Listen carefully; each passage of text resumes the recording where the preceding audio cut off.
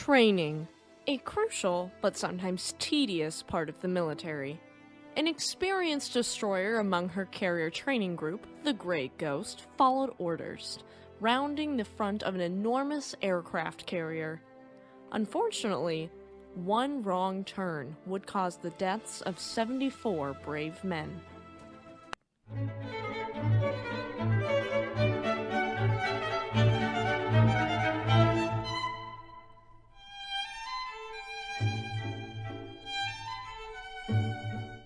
Welcome to Shipwreck Sunday. My name is Eleanor. Just a quick disclaimer for a younger audience before we dive in. This story may be disturbing to some, so viewer discretion is advised.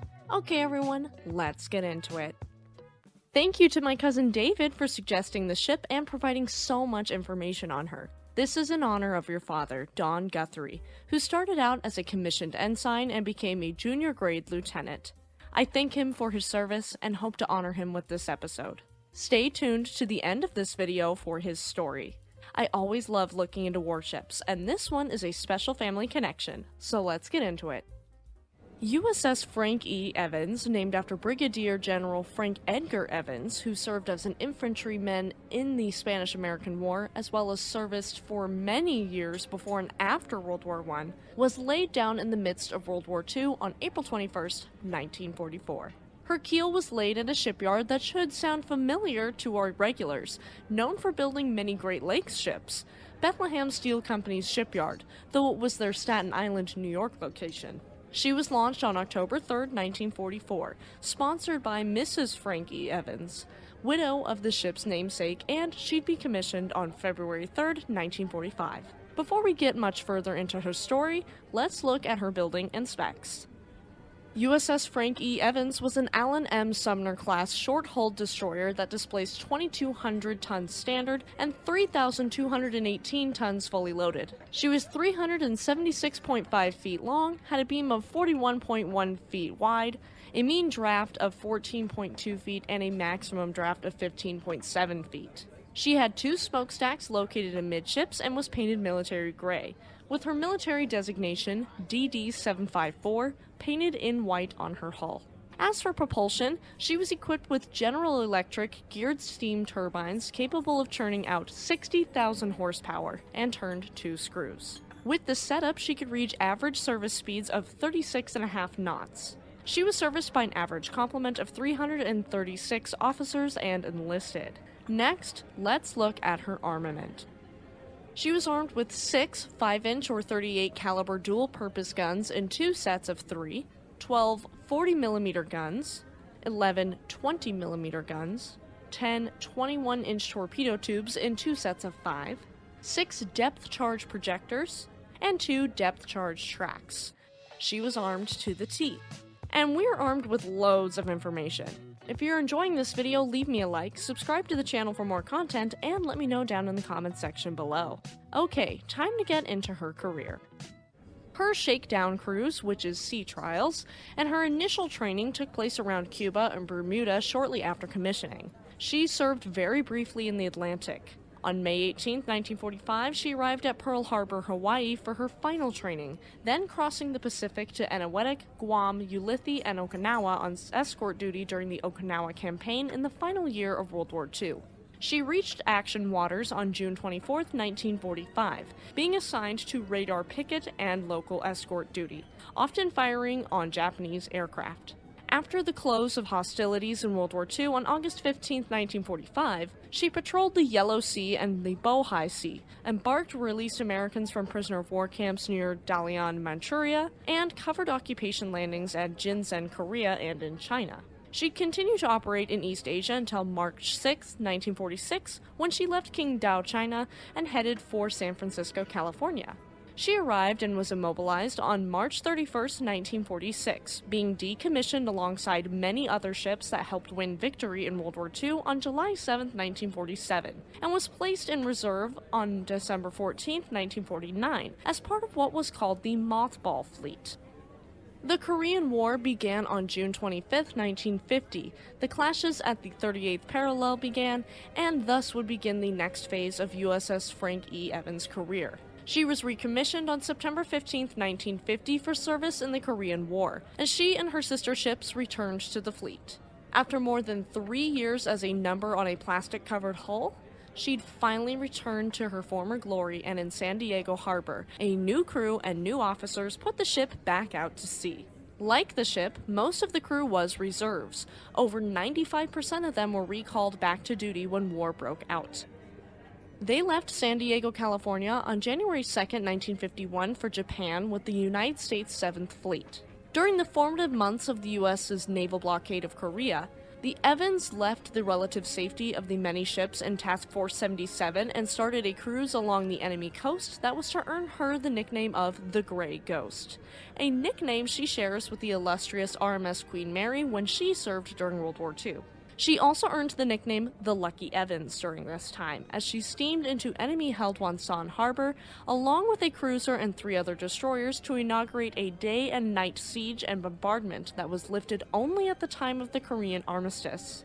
On the 5th day of this siege, enemy shore batteries took the Evans under fire from 3 sides for nearly an hour and a half before the destroyer's 5-inch guns could silence them. This encounter was the first of 13 running duels with the communist shore batteries, wetting the deck with water as enemy shells splashed all around the Evans.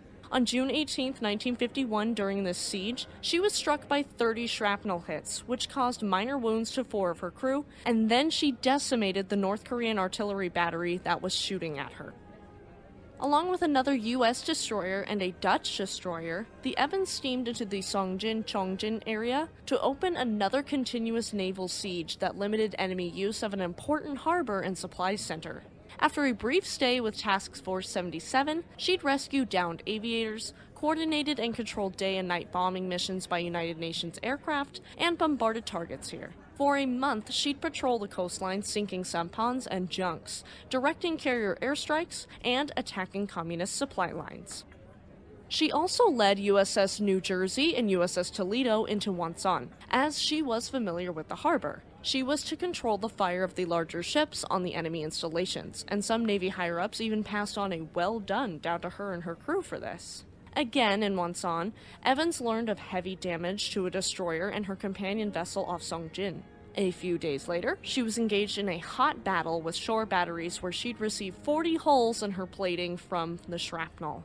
A quick trip to Japan for repairs would have her right as rain, and she resumed her service. On July 4, 1951, she hit the peak of her first Korean tour, giving 21 salutes with 21 guns. Using selected targets in and near Wonsan as aiming points to commemorate American independence. If that isn't the most American thing you've ever heard, then I don't know what is.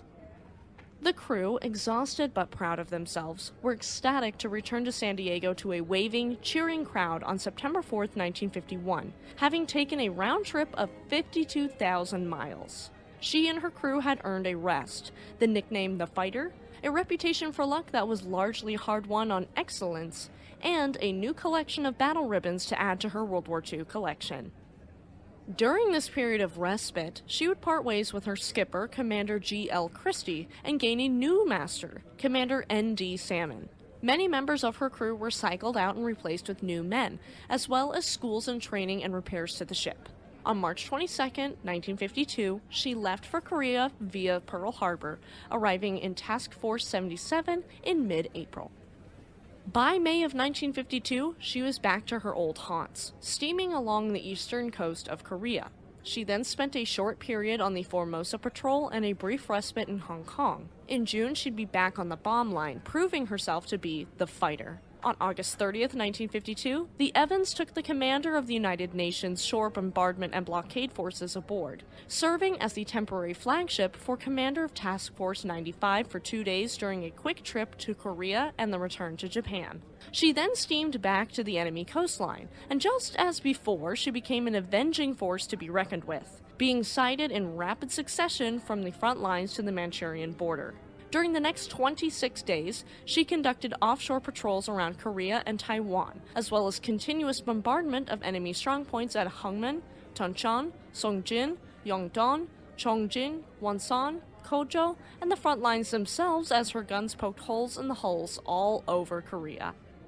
On October 20th, 1952, Frank E. Evans left Japan for the second time after a long but successful Korean tour, setting a course for her newest home port of Long Beach, California, in company with other ships of Destroyer Division 131. She arrived on November 6, 1952, after a few stops in Midway and Pearl Harbor, resting here for 3 months where she'd undergo a much-needed overhaul and more training. Her third Korean tour, beginning when she departed Long Beach on June 13, 1953, and arrived in Korea sometime in July of that same year, was almost too late for any action. She got to the coast only once, on July 26th, the day before the armistice on July 27, 1953. The ship, despite this, still continued patrols and training during this cruise, and enjoyed an excursion to Hong Kong. The in-port periods were longer this time around, and the Far East actually started to become enjoyable again during this time. The Evans, no longer needed in Korea, returned to Long Beach, California on December 20th, 1953, just in time for Christmas back home. After a 30-day leave period, she came into the Mare Island Naval Shipyard in Vallejo, California for the latest type of anti-aircraft guns and firing systems. During early February of 1954, Commander Salmon was relieved as commanding officer by Commander J.D. Chase. There were now new conventions for the crew, and habitability items were received in high consideration. It was certain that a happier, more comfortable crew and better gunnery system would be a wonderful asset to the Navy, and a threat to the enemy.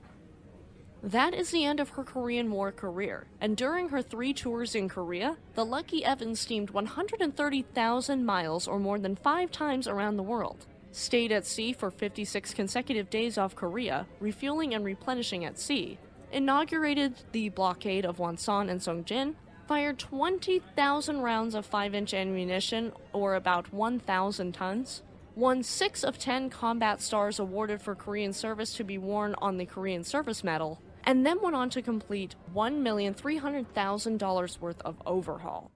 This isn't the end for USS Frank E. Evans, however. We're now going to get into her service from 1954 to 1964, leading into the Vietnam War. In early November 1954, the Evans was riding out Typhoon Pamela in the Taiwan Strait when she received an SOS distress call by the Military Sea Transportation Service cargo ship USNS Muskingum. Muskingum had lost steering control near the center of the storm, leaving them stranded. The Evans had safely navigated to the edge of the storm, but decided to respond to this distress call and turned back toward the storm, racing for 5 hours head-on to assist the crew of Muskingum. The Evans took damage in the process, and the crew of Muskingum were able to regain control of their ship prior to the Evans arriving. However, the incident was widely publicized in newspapers because Pulitzer Prize-winning correspondent Homer Bigart was reporting from aboard the Evans at the time. From 1954 to 1960, she completed 5 tours of duty in East Asia and conducted extensive training operations along the United States West Coast and in the Hawaiian Islands, occasionally with Royal Canadian Navy ships. From 1962 to 1963, she portrayed the fictitious destroyer USS Appleby in the NBC situation comedy Ensign O'Toole, starring Dean Jones in the title role. Next is the Vietnam War, which began on November 1, 1955 officially, and the first U.S. ground troops were committed to Vietnam by President Lyndon B. Johnson in March of 1965. The draft for Vietnam began in 1964 and continued until 1973, when it ended due to negative public opinion. During this time period, 2.2 million of a pool of 27 million eligible men were drafted by the United States. Both of my grandfathers served in different capacities during this time. My paternal grandfather and all 3 of his brothers volunteered to serve on the ground in Vietnam, and miraculously all 4 returned. My paternal grandfather was even interviewed while he was over there. If you'd like to hear more about that, let me know. My maternal grandfather served in the National Guard, and he was a tank driver. He has some really awesome and hilarious stories, and if you'd like to hear from him, also let me know in the comments section. Frank E. Evans would also serve during the Vietnam War, serving in the waters off Vietnam for 12 days from July to September of 1965. She again operated in the vicinity of Vietnam for 61 days from August to November of 1966, and for 66 days from October 1967 to February 20th, 1968. During the Tet Offensive, which was one of the largest military campaigns of the Vietnam War, the Evans provided naval gunfire support to the U.S. Army's 101st Airborne Division against the Viet Cong 840th Battalion near Phan Thiet, South Vietnam, on February 3, 1968. She also spent an additional 14 days in the Vietnam War Zone in 1969, and that brings us up to her unfortunate sinking. It's no secret she sank in a collision, so let's look at the two ships involved. We know about USS Frank E. Evans, the beautiful and badass Sumner-class destroyer that served in World War II, the Korean War, and now Vietnam, earning a total of 11 battle stars. The other ship, however, we haven't talked about, HMAS Melbourne. HMAS Melbourne was the lead ship of the Majestic class of aircraft carriers. She was laid down for the Royal Navy on April 15, 1943, but construction was stopped at the end of World War II. She was then sold to the Royal Australian Navy in 1948 along with her sister ship HMAS Sydney, and they were heavily upgraded while construction was done and didn't enter service until the end of 1955. In 1964, Melbourne was involved in a different collision with the Australian destroyer HMAS Voyager, sinking Voyager and killing 81 of her crew and one civilian dockyard worker. That sets us up for disaster here as well. During SEATO's Sea Spirit exercise, Melbourne's commanding officer was Captain John Philip Stevenson. The flag officer commanding Australian Fleet, Rear Admiral John Crabb, was also aboard HMAS Melbourne at the time. During Sea Spirit, Melbourne was assigned 5 escort ships: the U.S. destroyers Frank E. Evans, Everett F. Larson, and James E. Keyes, and the frigates HMNZS Blackpool and HMS Cleopatra. Captain Stevenson hosted a dinner for the 5 escort captains aboard Melbourne at the beginning of the exercise, during which he recounted the events of the Melbourne Voyager collision and emphasized the need for caution when operating near the carrier, and provided written instructions on how to avoid such a collision. On top of this, during the lead-up, Crabb was clear that all repositioning maneuvers performed by the escorts needed to start with a turn away from Melbourne. Despite all of these warnings from both Stevenson and Crabb, there was still a near miss in the early hours of May 31, 1969, when Larson turned toward the carrier after being ordered to the plane guard station. Subsequent maneuvers saved both ships from hitting one another, but only just barely. The escorts were again warned of the dangers of operating in the vicinity of Melbourne and informed of Stevenson's reasonable expectations, while the minimum distance between the carrier and her escorts was increased from 2,000 to 3,000 yards. Unfortunately, despite the warnings and new regulations, the Lucky Evanson's luck would run out. On the night between June 2nd and the 3rd of 1969, Melbourne and her entourage were involved in an anti-submarine training exercise. In preparing for launching a Grumman S-2 tracker aircraft, Stevenson ordered Evans to the plane guard station, reminded Evans of Melbourne's course, and instructed the carrier's navigation lights to be brought to full brilliance. Now, keep in mind this is the 4th time the Evans had been called to this position, and the prior 3 engagements had gone off without a hitch. Evans was positioned at Melbourne's port bow, but began the maneuver by turning starboard, toward the carrier. A radio message was sent from Melbourne to Evans's bridge and Combat Information Center, warning them they were on a collision course, which Evans acknowledged. Seeing the destroyer take no action and on a course to place herself under Melbourne's bow, Stevenson ordered the carrier hard to port, signaling this by both radio and siren blasts. At approximately the same time, though it's difficult to discern which ship moved first, Evans turned hard to starboard to avoid Melbourne. Each ship's captain swears they were informed of the other ship's turn after they commenced their own, so it could have been simultaneous. After narrowly passing in front of the carrier, the turn sadly put Evans right back in danger. Melbourne struck the Lucky Evans amidships at 3:15 a.m., cutting her in half and ending her lucky streak permanently. After the collision, Melbourne stopped immediately and deployed her boats, life rafts, and lifebuoys, carefully maneuvering alongside the stern section of Evans. Sailors from both ships used mooring lines to lash the 2 ships together, allowing Melbourne to evacuate the survivors in the stern section. Unfortunately, the bow section sank very quickly, and the majority of those killed were believed to have been trapped within this section. Members of Melbourne's crew dived into the water to rescue overboard survivors close to the carrier, while the carrier's boats and helicopters collected those further out. Clothing, blankets, and beer were given to survivors from Melbourne stores. I'd want a beer too, so I think that's awesome. Some RAN sailors even offered up their own uniforms, and the ship's band was instructed to set up on the flight deck to entertain and distract the USN personnel. Within 12 minutes of the collision, all of the survivors were located, being rescued within half an hour of the collision, though the search continued for 15 more hours. Of the 273 crew aboard USS Frank E. Evans, 74 were killed. It was later learned that her commanding officer, Commander Albert S. McLemore, was asleep in his quarters at the time of the incident, leaving the ship under the control of Lieutenants Ronald Ramsey and James Hobson. Ramsey had failed the qualification exam to stand watch, and it was Hobson's first time at sea. So this was absolutely horrific decision-making on McLemore's part. Rest in peace to the 74 men who perished on the Evans. Their sacrifice will never be forgotten. After the stern section was evacuated, the section was cast off and Melbourne moved away to avoid damage. And against all odds, the Evans' stern section refused to sink. The stern was then recovered and towed by fleet tug USS Tawasa to Subic Bay, Philippines, arriving there on June 9, 1969. She was stripped for parts, decommissioned on July 1st, and later sunk for target practice on October 10, 1969. Melbourne would travel to Singapore for temporary repairs for her bow, arriving here on June 6th, and leaving on June 27th, arriving in Sydney on July 9th. She would be docked here for repairs until November.